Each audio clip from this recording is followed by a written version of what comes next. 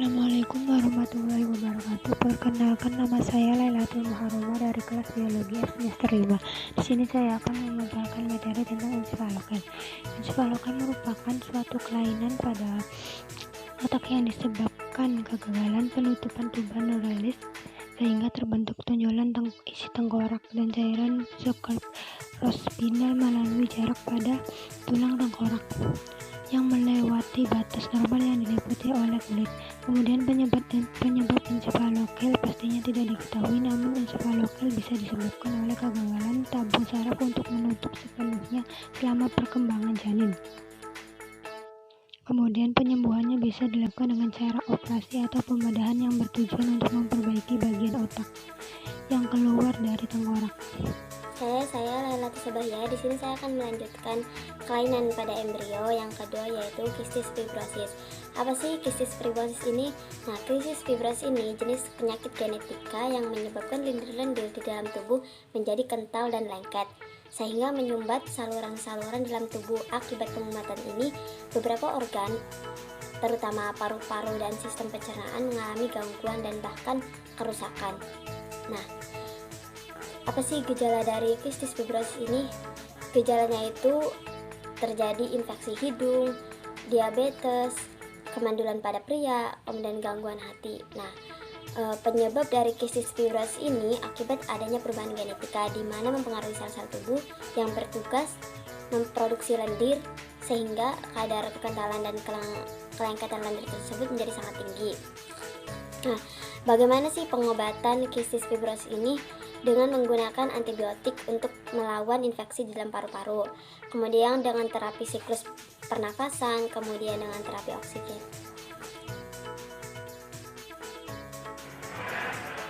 Saya Dea Yulia. Di sini saya akan melanjutkan pembahasan mengenai kelainan perkembangan pada embrio. Nah, selanjutnya yaitu ada neural tube defect. Neural tube defect adalah salah satu kelainan kongenital pada sistem saraf pusat yang diakibatkan oleh kegagalan neural tube defect pada saat menutup. Adapun jenis dari neural tube defect ini yang paling sering terjadi yaitu anencefali dan spina bifida. Kemudian penyebab neural tube defect. Defek ini terjadi karena adanya kegagalan penutupan tuba neural saat embriogenesis. Nah, penyebab kegagalan penutupan tuba ini dipengaruhi oleh faktor genetik dan faktor lingkungan. Tuba neural adalah sebuah struktur yang terbentuk dari plat neural yang bergabung di bagian tengah, sisi dorsal, sekitar minggu keempat kehamilan. Nah, tuba ini akan membentuk struktur otak, kolom vertebra, dan korda spinalis. Jika tuba neural tidak menutup rapat, akan ada bagian yang mengalami degenerasi karena terpapar dengan lingkungan sehingga mengakibatkan defisit neural. Mohon maaf, sehingga dapat mengakibatkan defisit neuronal. Gejala neural tube defect. Neural tube defect dapat dibagi menjadi dua kelompok. Nah, yaitu defek terbuka dan defek tertutup. Pada defek terbuka, jaringan neural terekspos atau tertutupi membran dan disertai dengan kebocoran cairan cerebrospinal. Contoh dari neural tube yang terbuka adalah ensefalokel dan anencefali. Nah, yang selanjutnya neural tube defect yang tertutup. Nah, neural tube defect yang tertutup tidak menampakkan jaringan neural karena tertutupi oleh epitel. Defek jenis ini tidak disertai dengan kebocoran cairan cerebrospinal. Nah, contoh dari defek tertutup ini yaitu meningokel. Nah, yang selanjutnya yaitu pencegahan dari neural tube defect. Untuk mencegah terjadinya defek ini, WHO menganjurkan pemberian asam folat pada wanita yang sedang merencanakan kehamilannya dan wanita yang sedang hamil. Nah, rekomendasi ini dinilai membawa dampak yang baik dan dapat menurunkan prevalensi neural tube defect. Fetal alcohol syndrome adalah kelainan yang terjadi pada bayi akibat ibu mengkonsumsi alkohol pada masa kehamilan. Gejala ini terkait dengan kelainan fisik, kemampuan intelektual dan kognitif, dan perilaku sosial. Kemudian, gejala penderita fetal alcohol syndrome memiliki bentuk wajah yang tidak normal, lingkar kepala pada otak kecil, gangguan pada jantung, ginjal, dan tulang, perkembangan fisik yang tidak normal, dan kelainan jari. Penyebab fetal alcohol syndrome yaitu disebabkan karena adanya alkohol yang masuk pada aliran darah janin. Alkohol yang terdapat pada janin dapat mengganggu pasokan oksigen dan nutrisi, sehingga menyebabkan perkembangan janin tidak normal. Ibu hamil yang mengkonsumsi alkohol dapat menyebabkan FAS pada anak dan meningkatkan resiko keguguran. Cara penanganan fetal alkohol yaitu dengan cara makan bergizi, rajin berolahraga, kemudian menjaga kebersihan, menghindari kegiatan atau kondisi yang dapat memicu munculnya keinginan untuk mengkonsumsi alkohol. Kemudian pemberian obat golongan antiaritmia seperti amiodarone untuk mengobati FAS yang mengalami gangguan pada jantung. Baik, selanjutnya yaitu saya akan menjelaskan tentang kelainan kromosom. Yang pertama yaitu ada Down syndrome atau trisomi 21. Kondisi ini adalah kelainan genetik yang disebabkan ketika pembelahan sel yang abnormal menghasilkan salinan kromosom 21 penuh atau parsial ekstra. Anak dengan kondisi ini biasanya memiliki beberapa ciri khas secara fisik serta memiliki perkembangan kognitif di bawah rata-rata. Bayi dengan kondisi ini bisa memiliki ukuran tubuh yang sama besar dengan bayi pada umumnya, namun akan tumbuh lebih lambat seiring berjalannya usia. Kondisi ini dipercaya memiliki kaitan erat dengan usia ibu. Semakin tua usia ibu, semakin besar juga kemungkinan kejadiannya. Yang kedua yaitu kelainan kromosom. Yang kedua yaitu ada Klinefelter syndrome. Kelainan kromosom pada bayi ini mempengaruhi kromosom seks lain, khususnya pada laki-laki. Kondisi ini terjadi ketika adanya kromosom X tambahan atau 46XXY.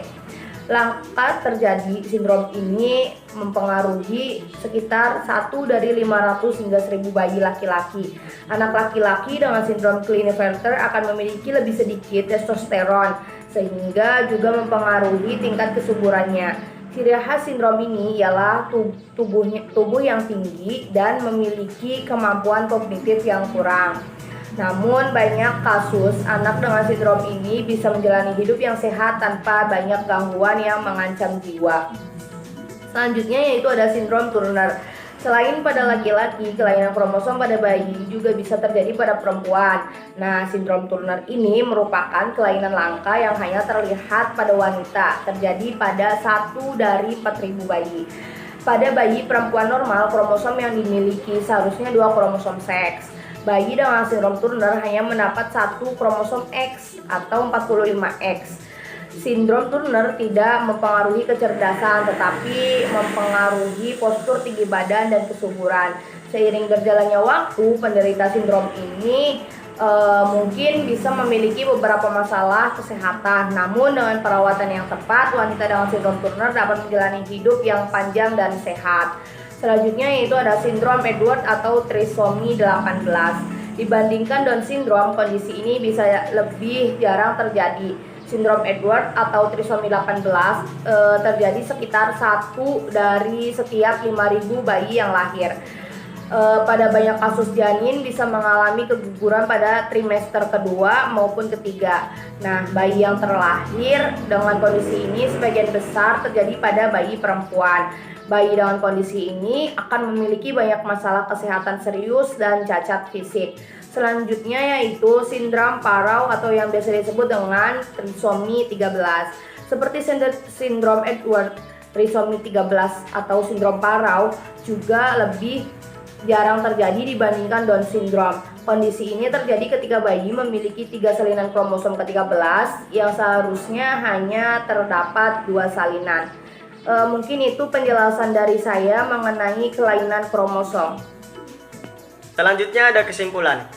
Di sini saya akan menyampaikan kesimpulan berdasarkan hasil penyampaian materi dari teman-teman saya. Kesimpulan yang pertama, encephalocele merupakan salah satu kelainan pada bagian otak atau pada otak yang disebabkan oleh kegagalan dalam penutupan tuba neuralis, sehingga dari kegagalan ini terbentuklah tonjolan di dalam isi otak, dan selain sebuah tonjolan tersebut disebabkan juga cairan yang di dalam isi otak itu menjadi berlebih atau di luar dari batas normal. Kesimpulan yang kedua, ada cystic fibrosis. Cystic fibrosis ini merupakan salah satu jenis penyakit genetika yang menyebabkan lendir-lendir yang ada di dalam tubuh itu menjadi kental dan lengket. Nah, kekentalan dan kelengketan lendir itu menyebabkan saluran di dalam tubuh itu menjadi tersumbat, dan akhirnya kinerja dari organ-organ di dalam tubuh menjadi tidak maksimal. Kesimpulan yang ketiga ada neural tube defect atau NTD. NTD ini adalah salah satu kelainan kongenital pada sistem saraf pusat yang diakibatkan oleh kegagalan tuba neural untuk menutup. Jadi tuba neural itu tidak bisa tertutup. Itu merupakan penjelasan dari NTD. Kesimpulan yang keempat ada fetal alcohol syndrome atau FAS. Nah, FAS ini merupakan kelainan yang terjadi pada bayi akibat dari kebiasaan ibu dari si bayi ini ketika mengandung, dia sering meminum minuman alkohol atau meminum minuman keras. Nah, kelainan ini biasanya dapat terlihat pada fisik, intelek, kemudian sosial, psikis, atau bagian kognitif lainnya. Kemudian kesimpulan yang terakhir ada kelainan kromosom. Kelainan kromosom ini dibagi ke dalam beberapa bagian. Yang pertama ada Down syndrome, yang kedua ada Klinefelter syndrome, yang ketiga ada sindrom Tunick, yang keempat ada sindrom Forward, yang kelima ada sindrom Farrow. Mungkin cukup sekian penyampaian dari kami kelompok 6. Terima kasih dan mohon maaf apabila banyak kesalahan dalam penyampaian, karena sebaik-baiknya manusia adalah manusia yang mampu belajar dari kesalahan dan kegagalan. Terima kasih, semoga ilmu yang kami sampaikan bisa bermanfaat. Khairul kalam. Assalamualaikum warahmatullahi wabarakatuh.